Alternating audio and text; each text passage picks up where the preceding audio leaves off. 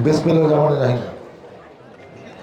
ঘুঘুদিয়া কেন্দ্রীয় কবরস্থান পরিচালনা কমিটির উদ্যোগে আজকে এই ওয়াজ ও দোয়া মাহফিল অনুষ্ঠানে সম্মানিত সভাপতি হাজী মোহাম্মদ নুরুল ইসলাম, ভারপ্রাপ্ত সভাপতি এই কবরস্থান কমিটি, উপস্থিত আছেন রাজনৈতিক দলের নেতৃবৃন্দ, এলাকার মুরব্বিয়ান, মুসলিম ভাইরা, এবং আমি আসার সময় দেখে এসেছি আপনাদের থেকে বেশি মা বোনেরা পাশে প্যান্ডেলে বসে আছেন এই ওয়াজ শোনার জন্য। আসসালামু আলাইকুম। প্রথমে আমি দুঃখ প্রকাশ করছি, এটা একটি ইসলামী জলসা, হুজুরদের বয়ান বদ্ধ করে আমরা আমাদের কথা বলতে হচ্ছে। ফেব্রুয়ারি মাসের নির্বাচন, সেখানে আমি বিএনপি মনোনীত একজন প্রার্থী ধানের শীষ প্রতীক নিয়ে নির্বাচন করছি। এটি আমার পঞ্চমবারের মতো আমি সাভারে ধানের শীষ পেলাম। 96 এবং 2001-ও আমি মনোনয়ন পেয়ে আপনাদের ভোটে আমি সাভার এলাকার জনপ্রতিনিধি, সংসদ সদস্য, এমপি হয়েছিলাম। আমার বাবাও 79 সালে ধানের শীষ প্রতীক নিয়ে এই এলাকায় এমপি ছিলেন আপনাদের ভোটে। উনি 45 বছর আশুলিয়া চেয়ারম্যান ছিলেন। আমি একটা রাজনৈতিক, আমার ছোটো ভাইও 2বার চেয়ারম্যান ছিলেন। আমার একটা রাজনৈতিক পরিবারের সন্তান, কিন্তু শেখ হাসিনা আমাদের রাজনীতিটা করতে দেয়নি। সোবানে তার বাবা জানাজায় সে থাকতে পারলো না। আমি আমার মা জানাজায় প্রথম দিন থাকতে পারি নাই, যেদিন মারা গেছে তার পরের দিন আমি জামিন পেয়ে এসে থাকতে পেরেছি জিরাবতে 2013 সালে। তো এইসব ঘটনা অনেকের ক্ষেত্রে হয়েছে, ওগুলো আজকে আর বলার সময় না। আমরা কিছু সামাজিক কাজ করেছি। আমি 93-তে আমার মার নামে সালাউদ্দিন প্রাথমিক বিদ্যালয়ের জন্য 1 বিঘা জমি দিয়েছিলাম সরকারকে। সেটা এখন সরকারি প্রাথমিক বিদ্যালয় হয়ে গেছে আশুলিয়া ইউনিয়নের শিখন্ডিয়া গ্রামে। আমি 96-এ আমার গ্রাম জিরাবতে আমার বাবার নামে একটি জমি করি, 12 বিঘা জমি দিয়েছি। সেটা জিরাবতে this college, intermediate college, MPO ভুক্ত, 6-7 স্টুডেন্ট সেখানে পড়াশোনা করে। আমি 2003 সালে সাভারে একটি ল কলেজ করেছি, জাতীয় বিশ্ববিদ্যালয় অনুমোদন প্রাপ্ত। 2003 সাল থেকে 25 সাল, 22 বছর ধরে সেটা এখনই চলছে। 2006 সালে আমি ইয়ারপো ইউনিয়নে নিশ্চিন্তপুর দাওয়ানদিস উচ্চ বিদ্যালয় করেছি, এমপিও ভুক্ত প্রতিষ্ঠান, যেটা এখনো চলছে। আমাদের গ্রামে ঈদগাহ, কবরস্থান, মসজিদ, মাদ্রাসা এগুলো প্রতিষ্ঠান করেছে। সেগুলোও সে আমাদের দাদা আমল থেকে আমরা দিয়েই চলে আসছি। আমার বাবা যেহেতু অনেক জমি মালিক ছিলেন, তো সেই প্রত্যেক সূত্রে জমি পাওয়াতে আমরাও এইসব প্রতিষ্ঠানে দিয়েছি।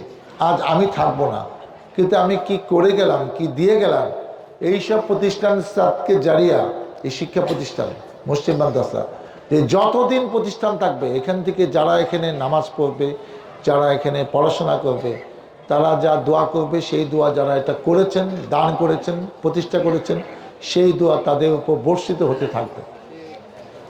তা আজকে আপনাদের এখানে এসছি। আজকে আমার ভালো লাগলো যে এতজন মা বোনেরা ওখানে আসছে। আর একটা জিনিস আমি জানি না, যখনই কবরস্থানের উদ্যোগে কোনো ওয়াজ মাহফিল হয় অনেক লোক সেখানে সমাগম হয়। তো পরে আমি নিজে নিজে চিন্তা করেছি যে যেহেতু এটি কবর, আমরা মুসলমান, আমরা বিশ্বাস করি, জানি এটা আমাদের নিয়ম, এটা আমাদের রেওয়াজ যে মারা গেলে আমাকে কবর দিতে হবে, এবং আমরা সবাই আশা করি, আমল করি যে সবাই আমরা বেহেশতে যাব, জান্নাতে থাকবো। তো সেজন্য এইসব ইয়েতে কিন্তু কবরস্থানের উসিলায় কিন্তু দানও বেশি ওঠে, মানুষ টাকা পয়সাও দেয়, অন্য উসিলায় না হলেও এই কবরের কারণে কিন্তু অনেক দান দেয়। তো ভালো লাগলো যে মা বোনেরা আসছে।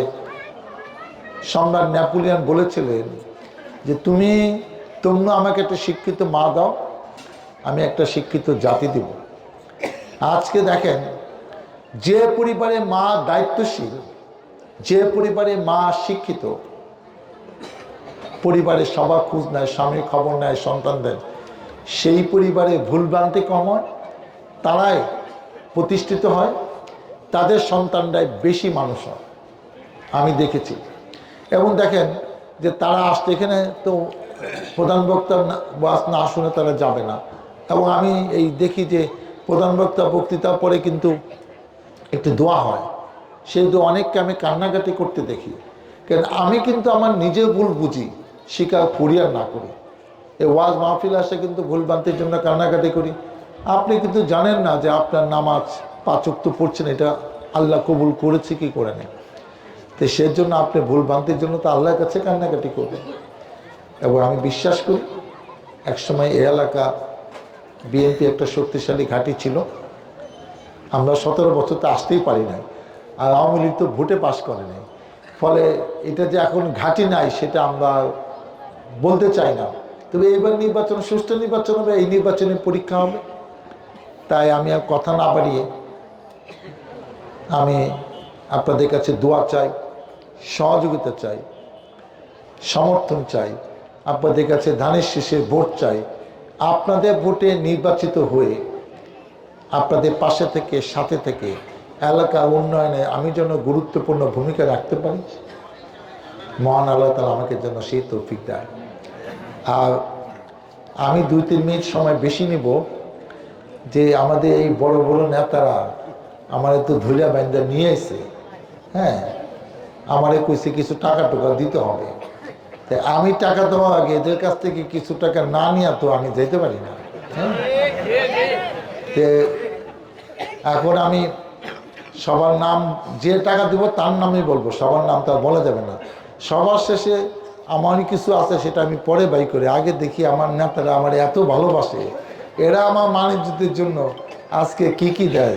সুমান, তুই আগে শুরু কর, টাকা গুনা দিস, আমি গুনতে পারবো না। আমার আব্বার নামে 10,000, তোমার আব্বার নামে 10,000, আর আমার বউ দিছে আমার তার বাপ মানে আগে তার বাপ মার নাম 10,000। হ্যাঁ, তো তুই কি দিলি? তোর আমি বউ দিল? 10,000 আমার বাপের নাম। তোর বাপের নামে দিস না? আচ্ছা দিস। আচ্ছা, ওকে। আর কে? বাসের ভাইয়ের নাম দিয়েছেন, আপনি বক্তৃতা দিতে দেবো, টাকা বেশি দেন, আপনি যা করবেন তাই শুধু। আপনি কইছেন ওইটাই আমি মাইনে নিছি। আচ্ছা, মেনে নিচ্ছেন। আপনার কথাই আমার কথা। এটা কয় টাকা? কমু 10,000। 10,000 মানুষের কাছে কইতে হইব, টাকা তো গুনতে পারবো না। আমার বক্তব্য লাগবো না, ভাইয়ে যা কইছে ওইটাই আমার বক্তব্য। আমি শেষে বুট চাই তোমার কাছে। কালাম 5,000। এই একজন গুনেন কিন্তু, বুঝছেন? আমার 3,000। 3,000 টাকা ঘুমলে আল্লাহর কাছে টাকা থাকবে, আমার কি? আর কে? রানা 5,000। ভালো হয়েছে, তোকে কালকে কইলে ভালো হইতো। 6,000 আছে নগদ, 4,000। আব্দুর রহমান বাবুল, এই লেখা রাখো। বাবুল, আমি কিন্তু তোমার কাছে টাকা চাইতে পারবো না, টাকাটা দিয়ে দিও। আচ্ছা। আর কে? হ্যাঁ, তোফাজ্জল 2,000। আর না করলে নাম টাম করতে পারি, তাড়াতাড়ি দিয়ে দাও, যা দিবা। এটা কে? শাহিন খান, এই ওয়ার্ডের সাধারণ সম্পাদক। 4,000। এই ওয়ার্ডের সাধারণ সম্পাদক শাহিন খান। কয় হাজার? 4,000। 4,000। মাশাআল্লাহ, আপনাদের ভালো লাগতেছে না যে কথাবার্তা বেশি না করে? আগে তো এমন ঘোষণা দিত 50,000, 1 লাখ টাকা তো আপনারা পান না, খালি ঘোষণায় পাইছেন। এবার নগদ পাইতেছেন, লাভ হইতেছে কিন্তু। লোকমান 3,000। ওকে, মিল্টন 2,000। টাকাগুলো দেখতে কি ভালো লাগতেছে। ওই মানিক 2,000। ইলেকশন কি তোলা করবি না আমি করবো? তোলা টাকা দিস কেন? কি নাম বলে? নজরুল।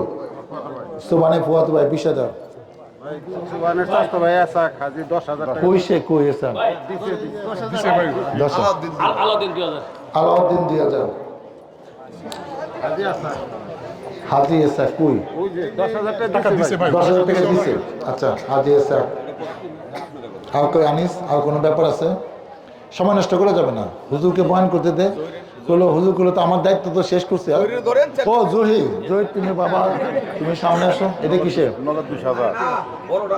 নগদ 20,000। তোমার তো আরো কি যেন ব্যাপার আছে, সরকারি বেসরকারি, এগুলো তো বুঝি না। তোমার এই মুখে কর, পরে তো ওই টাকার দায়িত্ব আমার গাড়ি ফেলা দিবা। মুখে কর। সরকারের মতো 2 লাখ টাকা দিব। গতবার আমি 1,15,000 টাকা দিচ্ছি। এটা কয় বছরের মধ্যে দিবি না? কয় মাস? আচ্ছা, এটাও জাম, এটা না দিয়ে যাইতে পারবে না, নাহলে জমি বেচে দিব। আর আর কেউ আছে? আমার তো কিছু টাকা দিতে হয়, আমিও 50,000 টাকা দিয়ে দিলাম। নিয়ত করছিলাম একটার মধ্যে 25 আছে, একটা লোককে কইছি গাড়িতে আর 25 আছে না, কষ্ট করে নিয়ে আয়। লোকজনের হাব ভাব ভালো না, আমার হয়তো 25 দিলে ছাড়বো না। ঠিক আছে হুজুর,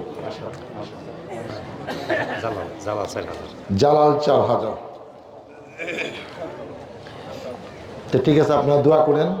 আমরা এই টিম না নিয়ে গেলে হুজুর কিন্তু ওয়াজ করতে পারবো না। এরা এই যে উঁকি টুকি দেয়, দাঁড়ায় থাকে, এটা থাকে। আমরা জায়গা আপনারা ইচ্ছা মতো করেন।